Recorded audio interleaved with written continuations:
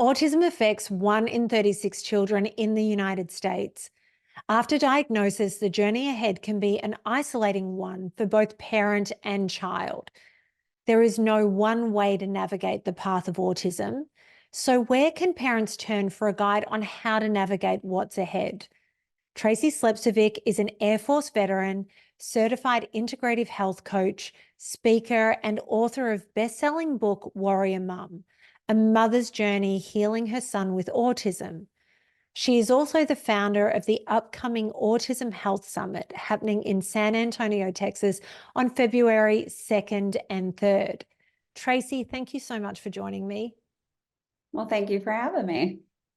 I wanted to start talking about your personal journey with Noah's diagnosis of autism. Did anything prepare you for that diagnosis? Oh, no. Nothing, because I had been told for years that my kid was just fine and he just needed speech by his pediatrician who was blowing me off. It really is essentially a guide for navigating this path that is tricky because no two people have the same journey after diagnosis. It's not a clear, this is a diagnosis and this is what you do next, because it affects everybody so differently. It's all about healing. So if I can inspire somebody with my story, they could be like, oh, well, look, she bartered for treatments, she negotiated, she sold everything she owned, she did whatever, she went the distance and she did whatever it took. And then in part two, it's really about what are your state resources? What are the signs and symptoms? If you don't even know the answers to those questions, they're in the book.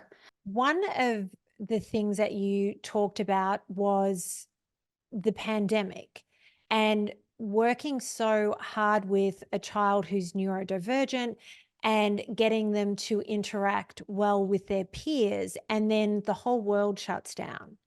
How did Noah cope during and then after the pandemic?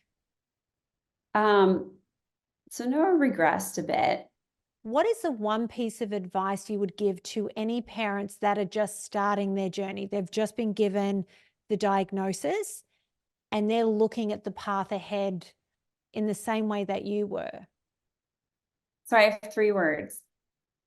Now, you were the warrior mum when you fought for your son in so many different battles over the years, when you wrote the book to help guide other parents that were about to start on this journey. But that wasn't quite enough for you. So you founded the Autism Health Summit.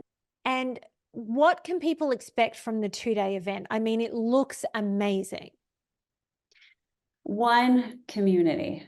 So the number one reason for me running this conference is bringing parents and caregivers and professionals together because it's a community. Well, Tracy Slepcevic, thank you so much for your time today and for your tireless fighting, not only for your son, but for everybody who's on the same path that you have already walked.